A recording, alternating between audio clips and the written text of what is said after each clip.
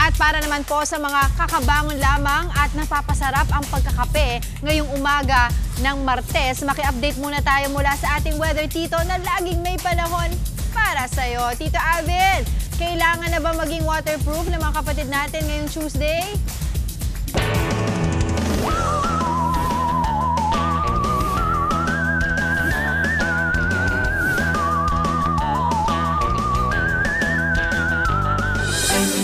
Good morning, Ate Angela, at good morning mga kapatid. Para naman sa mga nagkakape, ngayong umaga ng Martes, ulat panahon na po ulit tayo. Ate Angela, dapat po talaga mag-waterproof tayo at ugaliin po ang pagdadala ng mga payong at anumang pananggalang sa ulan, lalong-lalo na sa mga lalabas ng bahay.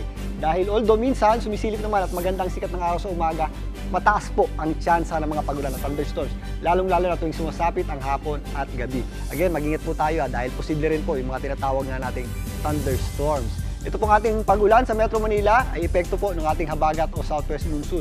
Sa kasalukuyan, meron tayong binabantayang low pressure area dito sa may East Philippine Sea na huling namataan ng Pag-asa sa around 650 kilometers east ng Infanta, Quezon. Yung kanyang trough at yung ating habagat ang nagdadala po ng mga scattered o kalat-kalat na pag-ulan sa malaking bahagi ng ating bansa. Yung trough nitong binabantayan nating low pressure area ay posibleng magdala ng mga posibleng thunderstorms dito po sa mga areas ng Bicol Region, Quezon, kasama na po dyan ang Aurora, maging dito sa Quirino at Isabela. Ito namang habagat ang nagdadala ng mga kalat-kalat na pag-ulan sa areas ng Mindanao, lalong-lalo na sa Northern Mindanao, Caraga at Zamboanga Peninsula, maging dito sa Western Visayas. Kasama na rin po dyan ang Mimaropa, Calabarzon, lalong-lalo na ang Cavite at Batangas, maging dito sa Central Luzon. Kasama na rin po dyan ang Zambales at Bataan. Mga pulo-pulo at mga isolated na pag-ulan at thunderstorms naman ang ating aasahan sa natitirang bahagi ng ating bansa, lalong-lalo na tuwing sumasapit ang hapon at gabi. Speaking of thunderstorms, ano nga ba ang mga hazards o panganib na dulot ng mga thunderstorms?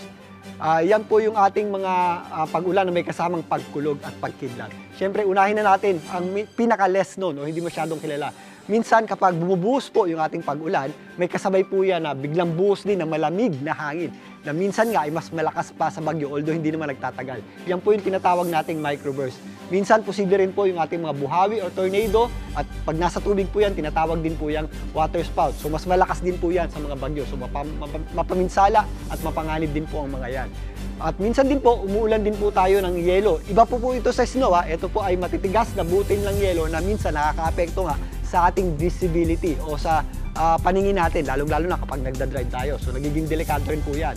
Ang thunderstorms din po ay may daladalang malalakas na pag-ulan. Kaya halos sigurado na po, biglang buhos ng mga pag-ulan in a short period of time ay nagdadala po ng mga pagba. At syempre, huwag natin kalimutan, meron din po tayong mga nararanasang pagkulog at pagkidlat. Yan po ay mataas na voltahe ng kuryente na mapanganib din po sa atin.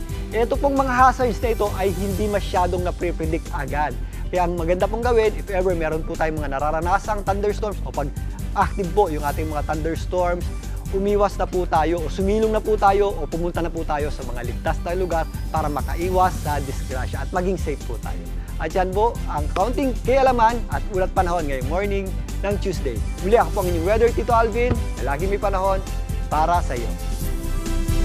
Mga kapatid, Dimples Romana po, kumpletuhin ang inyong umaga ng mga kwentong puno ng inspirasyon. Salubungin po ang bawat araw ng may ngiti at pag-asa. Kaya't mag-subscribe na po at mag-follow na sa aming social media pages ng News 5.